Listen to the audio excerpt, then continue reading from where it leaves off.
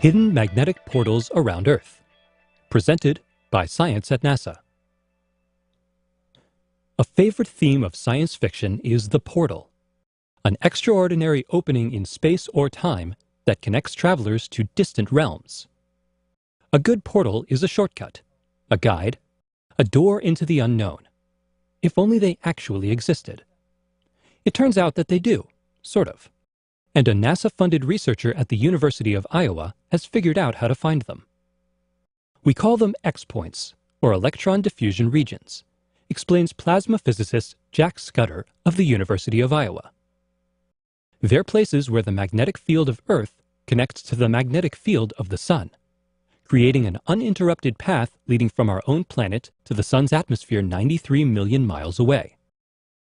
Observations by NASA's Themis spacecraft and Europe's cluster probes suggest that these magnetic portals open and close dozens of times each day. They're typically located a few tens of thousands of kilometers from Earth, where the geomagnetic field meets the onrushing solar wind. Most portals are small and short-lived. Others are yawning, vast, and sustained. Energetic particles can flow through the openings, heating Earth's upper atmosphere, sparking geomagnetic storms, and igniting bright polar auroras. NASA is planning a mission called MMS, short for Magnetospheric Multiscale Mission, due to launch in 2014 to study the phenomenon.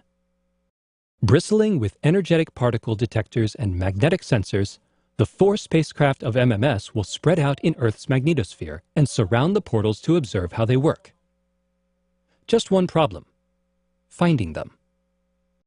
Magnetic portals are invisible, unstable, and elusive. They open and close without warning, and there are no signposts to guide us in, notes Scudder. Actually, there are signposts, and Scudder has found them. Portals form via the process of magnetic reconnection. Mingling lines of magnetic force from the Sun and Earth crisscross and join to create the openings. X-points are where the crisscross takes place. The sudden joining of magnetic fields can propel jets of charged particles from the X-point, creating an electron diffusion region. To learn how to pinpoint these events, Scudder looked at data from a space probe that orbited Earth more than 10 years ago. In the late 1990s, NASA's polar spacecraft spent years in Earth's magnetosphere, explains Scudder, and it encountered many X-points during its mission. Because Polar carried sensors similar to those of MMS, Scudder decided to see how an X-point looked to Polar. Using Polar data, we have found 5 simple combinations of magnetic field and energetic particle measurements that tell us when we've come across an X-point or an electron diffusion region. A single spacecraft, properly instrumented, can make these measurements. This means that a single member of the MMS constellation, using the diagnostics, can find a portal and alert other members of the constellation. Mission planners long thought that MMS might have to spend a year or so learning to find portals before it could study them. Scudder's work shortcuts the process, allowing MMS to get to work without delay.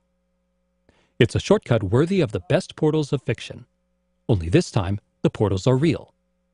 And with the new signposts, we know how to find them.